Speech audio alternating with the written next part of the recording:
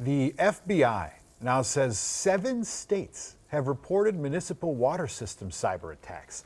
In Minnesota alone, more than 30 city systems have been targeted just across Minnesota. It's unbelievable. It is unbelievable. And as investigators are looking at Iranian-affiliated hacking groups, President Trump is pointing a finger at Minnesota itself.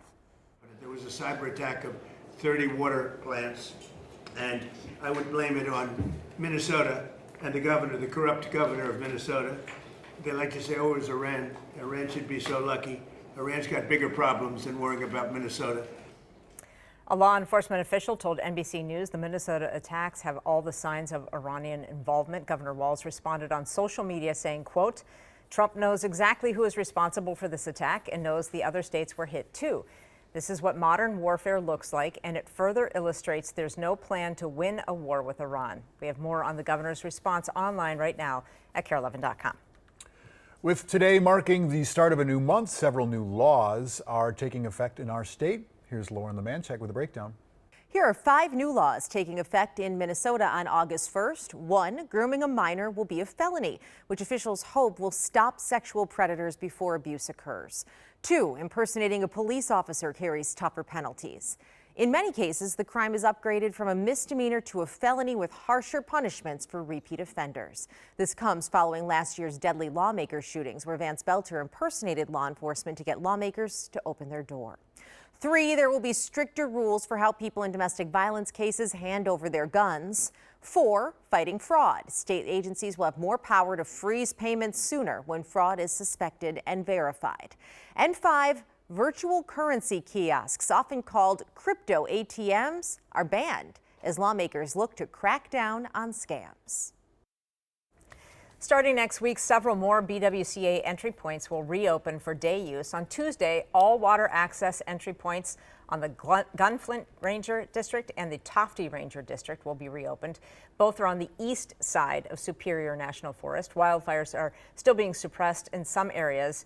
Those permits, though, remain canceled. Officials say multiple entry points will remain closed through the end of permit season for maintenance and rehabilitation. If you're headed to the South Metro this morning, there are a couple of road closures to be aware of. CC Gaines has got you covered. If you're traveling through the South Metro this weekend, plan for a detour. From now through 5 a.m. Monday, the 35E southbound ramps to and from Highway 77 or Cedar Avenue are closed in Eagan and Apple Valley. That'll impact you if you're headed to the Minnesota Zoo, the Eagan Outlet Mall, or other spots along Cedar. So here are some detours to help you out. Wrote those out for you.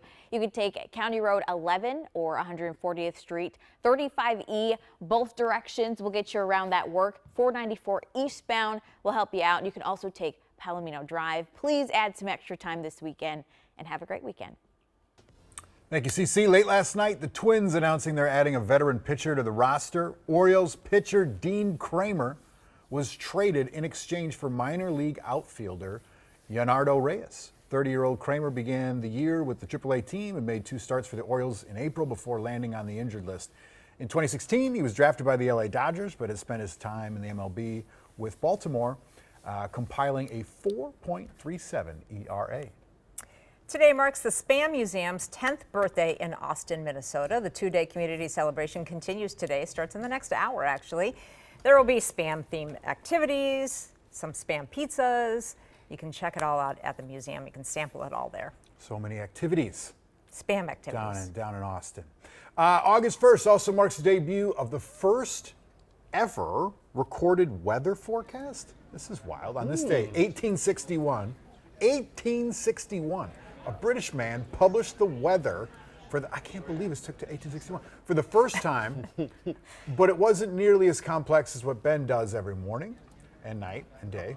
Weather was classified as either fine, fair, rainy, or stormy, and he gave specific information on weather direction, wind directions. Wind direction.